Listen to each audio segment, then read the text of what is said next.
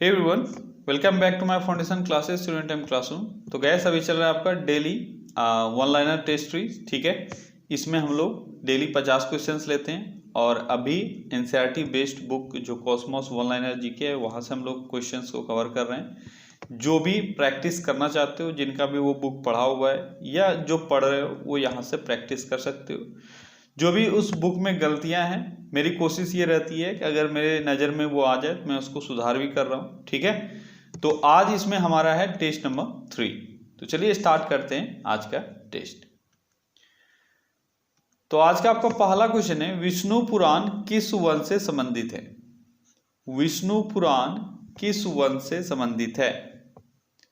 देखो, 3 चीजें पूछी जाती है, मत्स्य पुराण, विष्णु पुराण और नारद। ये 3 चीजें पूछी जाती है। ठीक है, ये तीनों याद रखना है, नारद, स्मृति, विष्णु पुराण और मत्स्य पुराण। तो पहला आज का क्वेश्चन है आपका, विष्णु पुराण किस वन से संबंधित है? तो विष्णु पुराण मौर्य वंश से संबंधित है। किससे? मौर्य वंश से। और नारद स्मृति किस वर्ग से संबंधित है? वर्ग नहीं, वंश से। नारद स्मृति किस वंश से संबंधित है? तो नारद स्मृति गुप्त वंश से संबंधित है, गुप्त वंश से।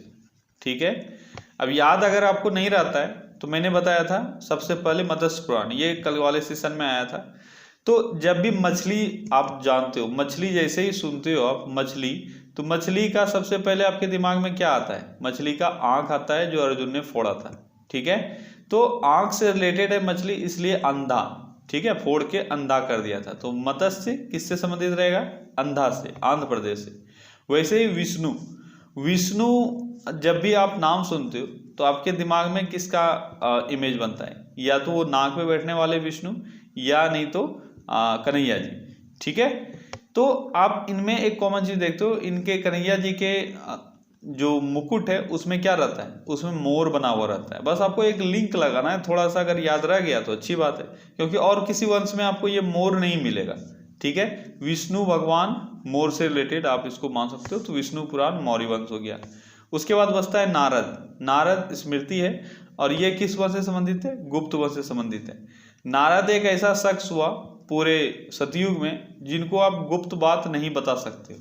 ठीक है, वो छुप छुप के, यानी वो गुप्त रह के भी उन कोई गुप्त बात जानने लायक वो नहीं है, क्योंकि वो सबको बता देते हैं। ठीक है, इस टर्म को हम लोग यूज भी उसके लिए करते हैं जो इधर का बात उधर करता है। ठीक है, तो गुप्त बात उनको नहीं बता सकते हैं। किनको? नारद को। तो ये 3 चीजें हैं जिसको आप याद रख सकते हो। अगला क्वेश्चन है, खरोष्ठी लिपि कैसे लिखी जाती है? खरोष्ठी लिपि कैसे लिखी जाती है? बाएं से दाएं या दाएं से बाएं? तो खरोष्ठी लिपि कैसे लिखी जाती है? दाएं से बाएं। ठीक है, अगला क्वेश्चन है, स्त्री को पुरुष की अर्धांगिनी किस ग्रंथि में कहा गया है? स्त्री को पुरुष की अर्धांगिनी किस ग्रंथि में कहा गया है? तो ये शतपथ ब्राह्मण में कहा गया है। किस में कहा गया है? शतपथ ब्राह्मण में। ठीक है, शतपथ ब्राह्मण में स्त्री को पुरुष की अर्धांगिनी कहा गया है। अगला क्वेश्चन है, इब्न बतूता का यात्रा वृत्तांत किस नाम से प्रसिद्ध है? इब्न बतूता का यात्री वृत्तांत किस नाम से प्रसिद्ध है? इब्न बतूता का यात्री वृत्तांत किस नाम से प्रसिद्ध है? जल्दी बताओ, किस नाम से प्रसिद्ध है? तो 2 बहुत ही फेमस यात्री आए, इब्न बतूता और कहाँ के ये यात्री थे? इब्न बतूता तो ये मोरक्को के यात्री थे। ठीक है, और इनका बुक जो है वह रेहला था। ठीक है, कौन सा बुक था? रेहला। ठीक है, और 2 ही नहीं, 2-3 आए, और एक और है आपका मार्को पोलो। ठीक है, उनका भी आपको याद रखना है वह किनके समय में आए थे। तो इब्न बतूता, इनका जो बुक था वो था रेहला। अगला क्वेश्चन है, एहोल अभिलेख किस शासक से संबंधित है? एहोल अभिलेख किस शासक से संबंधित है? एहोल अभिलेख किस शासक से संबंधित है? तो ये पुलकेशिन द्वितीय से संबंधित है। पुलकेशिन सेकंड। ठीक है, पुलकेशिन सेकंड से एहोल अभिलेख संबंधित है। अगला क्वेश्चन है, ग्वालियर अभिलेख किस शासक से संबंधित है? ग्वालियर अभिलेख किस शासक से संबंधित है? तो वो राजा भोज से संबंधित है। प्रतिहार वंश के ये राजा थे, प्रतिहार राजा भोज। ठीक है, प्रतिहार राजा भोज से ग्वालियर अभिलेख संबंधित है।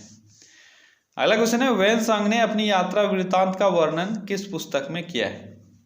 इसी में दो बुक का मैं बात कर रहा था, एक इब्न बतूता का पूछा जाता है और एक वैनसांग का पूछा जाता है। ठीक है, तो दोनों का आपको नाम याद रखना है। वैनसांग के बुक का नाम है सीयूकी। ठीक है, सीयूकी। सीयूकी वैनसांग का है, रेहला इब्न बतूता का है। क्लियर।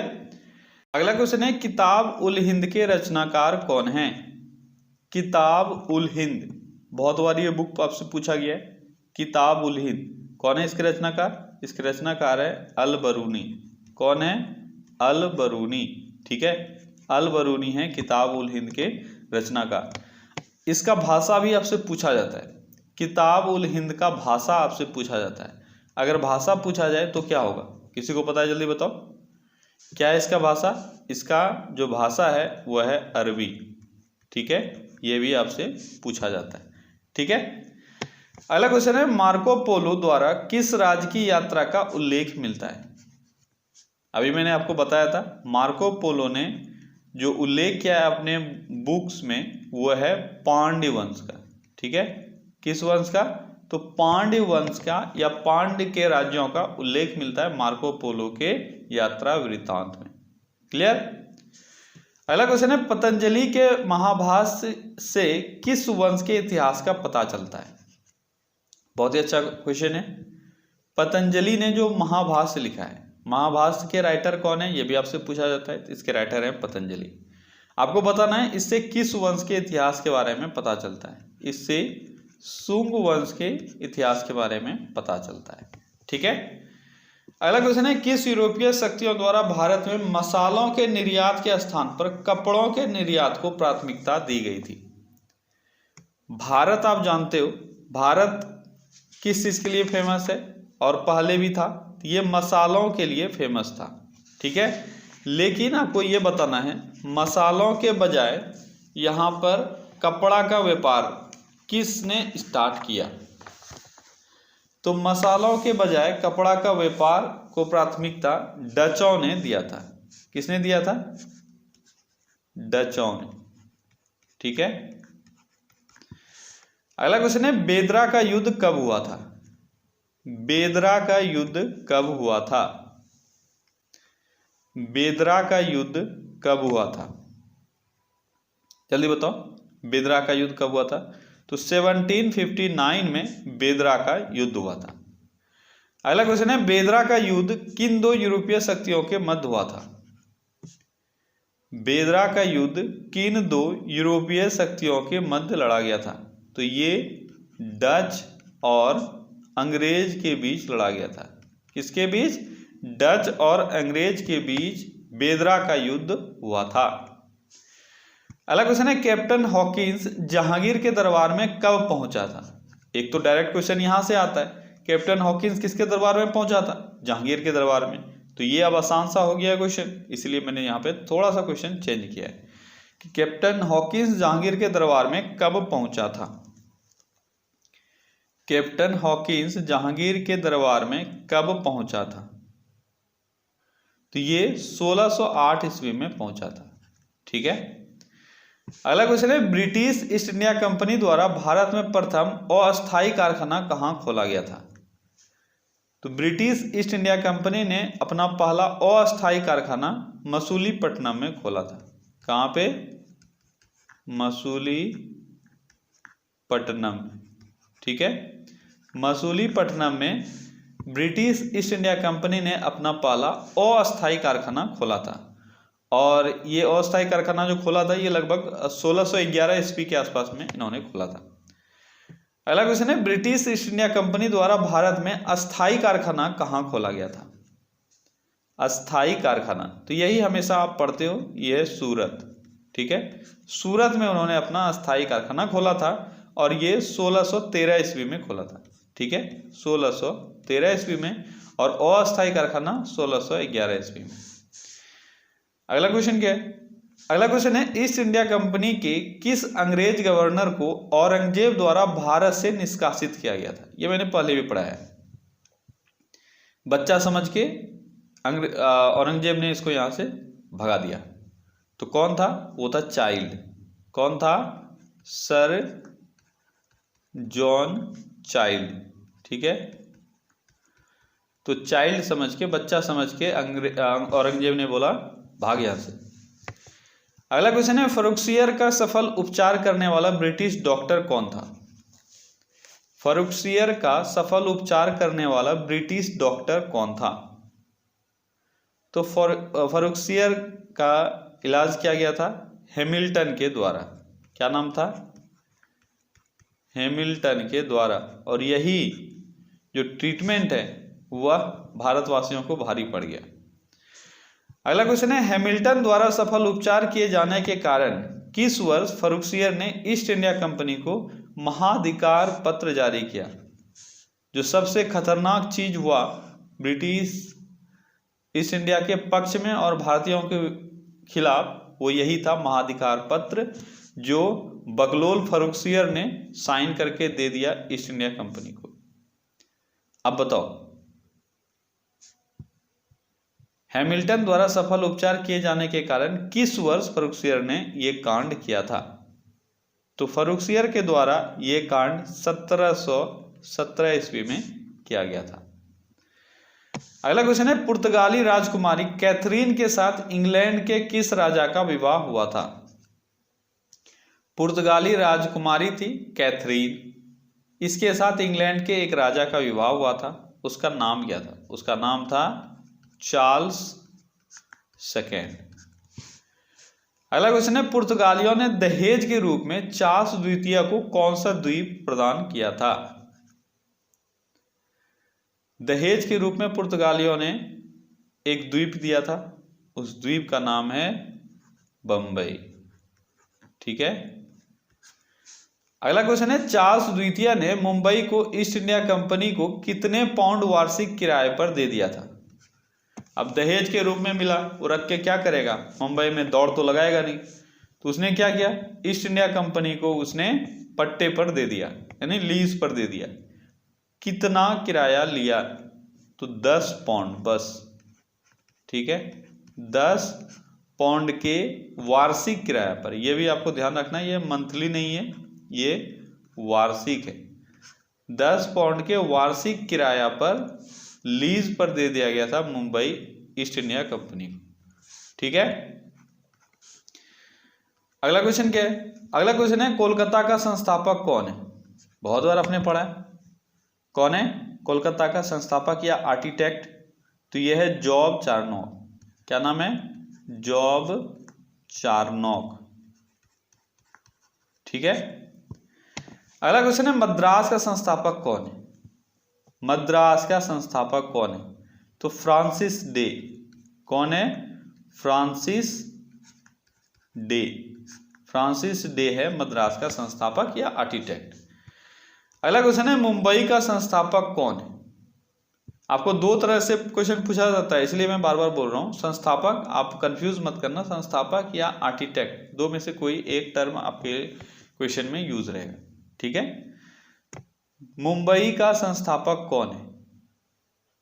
तो मुंबई का संस्थापक है कौन? गेराल्ड अग्नियार। क्या नाम है?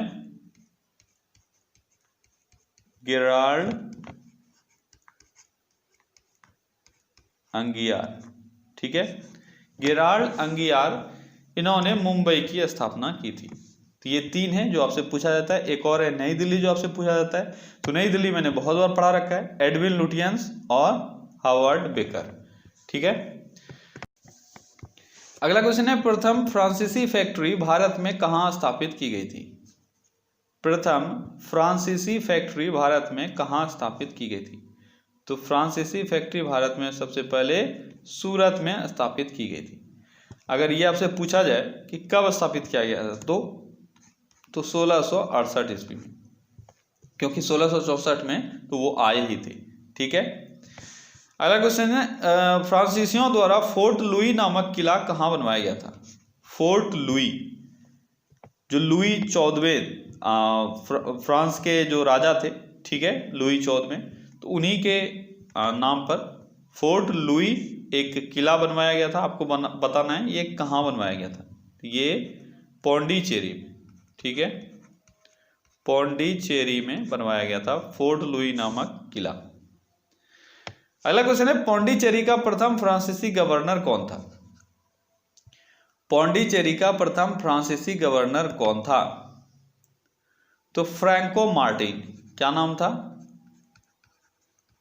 फ्रैंको मार्टिन, ठीक है, फ्रैंको मार्टिन ये पौंडीचेरी के प्रथम फ्रांसीसी गवर्नर हुए। अगला क्वेश्चन है, वांडीवास का युद्ध अंग्रेजों ने किसके साथ लड़ा था? वांडीवास का युद्ध अंग्रेजों ने किसके साथ लड़ा था? किसके साथ? तो फ्रांस के साथ, ठीक है। वांडीवास का युद्ध अंग्रेजों ने फ्रांस के साथ लड़ा था और यह हुआ कब था? 1760 ईस्वी में हुआ था। अगला क्वेश्चन है, कर्नाटक युद्ध अंग्रेजों ने किसके साथ लड़ा था? कर्नाटक युद्ध अंग्रेजों ने किसके साथ लड़ा था? तो कर्नाटक युद्ध भी अंग्रेजों ने फ्रांस के साथ ही लड़ा था, ठीक है। और टोटल कितने कर्नाटक युद्ध हुए? टोटल 3 कर्नाटक युद्ध हुए। कौन कौन सा? प्रथम, द्वितीय, तृतीय। ईयर क्या किया था? यह भी आपके लिए इंपॉर्टेंट है। तो अगर प्रथम कर्नाटक युद्ध का बात करें, सबका पहले मैं ईयर बता देता हूं, एक बार रिकॉल हो जाएगा, ठीक है। अगर प्रथम कर्नाटक युद्ध का बात करेंगे तो ये 1746 से स्टार्ट होकर 48 तक चला था, ठीक है। द्वितीय कर्नाटक युद्ध का अगर बात करेंगे तो 1751 में ये स्टार्ट हुआ था और 55 तक चला था। और तीसरे कर्नाटक युद्ध का अगर बात करेंगे तो 1758 में ये स्टार्ट हुआ था और 63 तक चला था। तो ये 3 युद्ध हुआ था फ्रांस और अंग्रेजों के बीच, जिसको हम लोग कर्नाटक युद्ध के नाम से जानते हैं। अब इंपॉर्टेंट चीज यहां से उभर के आता है कि प्रथम कर्नाटक युद्ध का प्रमुख कारण क्या था? प्रथम कर्नाटक युद्ध का प्रमुख कारण था ऑस्ट्रिया का उत्तराधिकार युद्ध। क्या था? ऑस्ट्रिया का उत्तराधिकार युद्ध, ठीक है, ऑस्ट्रिया का उत्तराधिकार युद्ध, ठीक है।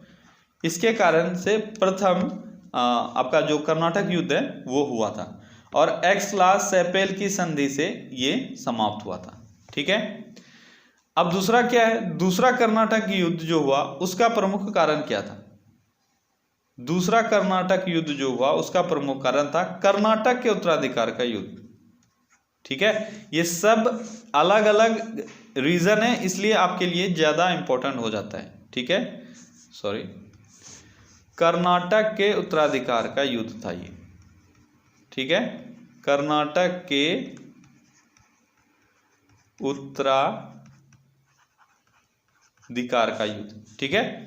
और तीसरा जो कर्नाटक युद्ध हुआ था, बताओ उसका कारण क्या था? तो उसका ये सबसे इंपॉर्टेंट है, ये था सप्तवर्षीय युद्ध, ठीक है। सप्तवर्षीय युद्ध जो चल रहा था, ठीक है, उसी का यहाँ पे रिजल्ट देखने को मिला, ठीक है। और ये पेरिस की संधि से समाप्त हुआ था। दूसरा कर्नाटक युद्ध किसे समाप्त हुआ था? पौंडीचेरी के संधि से। तो प्रथम कर्नाटक युद्ध का समाप्ति हुआ एक्स-ला-चैपेल की संधि से, दूसरा कर्नाटक युद्ध का समाप्ति हुआ पौंडीचेरी के संधि से और तीसरा कर्नाटक युद्ध का समाप्ति हुआ पेरिस के संधि से, ठीक है, जिसमें फ्रांस की पराजय हुई थी। क्लियर? अगला क्वेश्चन है, भारत रत्न पुरस्कार के स्थापना किसके द्वारा की गई थी? अच्छा, भारत रत्न पुरस्कार की स्थापना किसने की थी, आपको ये बताना है। भारत रत्न पुरस्कार की स्थापना किसने की थी? इसकी स्थापना राजेंद्र प्रसाद के द्वारा किया गया था। राजेंद्र प्रसाद, डॉक्टर राजेंद्र प्रसाद जो भारत के पहले राष्ट्रपति हुए, उन्होंने भारत रत्न की स्थापना की थी। अगला क्वेश्चन है, कब की गई थी? भारत रत्न की स्थापना कब की गई थी? तो ये 2 जनवरी 1954 को की गई थी, ठीक है। अगला क्वेश्चन है, भारत रत्न पुरस्कार कब से लेकर कब तक बंद कर दिया गया था? तो जब तक कांग्रेस की सरकार थी तब तक ये चालू रहा, और 1977 में जनता पार्टी का सरकार आया और इन्होंने भारत रत्न बंद कर दिया, और 80 तक ये बंद रहा था, और 80 से फिर चालू हुआ, इसलिए 79 तक मैं लिखता हूँ, ठीक है। 79 तक ये बंद रहा, और रीस्टार्ट कब से हुआ? 1980 से, ठीक है। अगला क्वेश्चन है, भारत रत्न पुरस्कार के मेडल पर एक पीपल के पत्ते के ऊपर किस चीज की आकृति बनी होती है जिसके अंदर देवनागरी लिपि में भारत रत्न अंकित होता है? बहुत ही अच्छा क्वेश्चन, जो आपने सोचा नहीं होगा वो क्वेश्चन है। अभी तक पूछा गया है पीपल के किस चीज का पत्ता होता है? पीपल का पत्ता होता है। देवनागरी लिपि में लिखा रहता है भारत रत्न, लेकिन पीपल के पत्ते के ऊपर एक आकृति बनी होती है। वो किस चीज की आकृति है? तो वो है सूर्य की, ठीक है, सूर्य की। बहुत छोटा सा क्वेश्चन है, लेकिन आपके दिमाग के लिए एक्सरसाइज का काम करेगा, क्योंकि एग्जाम में आपको याद नहीं आएगा। अगला क्वेश्चन है, प्रारंभ में भारत रत्न मरणोपरांत नहीं दिया जाता था, लेकिन कब से इसकी शुरुआत की गई? प्रारंभ में भारत रत्न मरणोपरांत नहीं दिया जाता था, लेकिन इसकी शुरुआत कब से हुई? 1966 में। और सर्वप्रथम मरणोपरांत भारत रत्न किसको प्रदान किया गया? सर्वप्रथम मरणोपरांत भारत रत्न लाल बहादुर शास्त्री को दिया गया था। किसको? लाल बहादुर शास्त्री, ठीक है। लाल बहादुर शास्त्री को सबसे पहले मरणोपरांत भारत रत्न दिया गया। कब?